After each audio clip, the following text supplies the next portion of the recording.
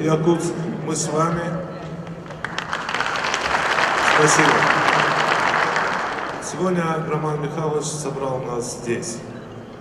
Именно такие герои были в Советском Союзе и в России. На этой Олимпиаде были величайшие спортсмены: Медведь, Иваницкий, Роман Михайлович.